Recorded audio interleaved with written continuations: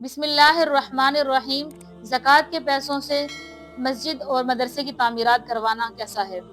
ज़कात के पैसों से आप मस्जिद या किसी मदरसे की तामीर नहीं करवा सकते, इसलिए कि ज़कात का पैसा जिस गरीब को आप देना चाहते हैं या किसी बेवा को देना चाहते हैं या किसी ऐसे यतीम को देना चाहते हैं, आपका पैसा जो है वो उस गरीब के हैंड ओवर करना ज़रूरी होता है। हाँ, अगर आपके पास सदक़ात खैरात वगैरह हैं तो उससे आप मदरसे या मस्जिद की तामीर करवा सकते हैं, लेकिन ज़कात के पैसों से आप मस्जिद या मदरसे की तामीर नहीं करवा सकते हैं। अक्सर लोगों को देखा जाता है कि वो ज़कात के पैसे जो है ना एनजीओज़ वगैरह में दे देते हैं, ऐसे लोगों को डोनेट कर देते हैं जो कोई चैनल्स वगैरह चला रहे होते हैं या कोई बड़े ओहदे पर फाइज होते हैं।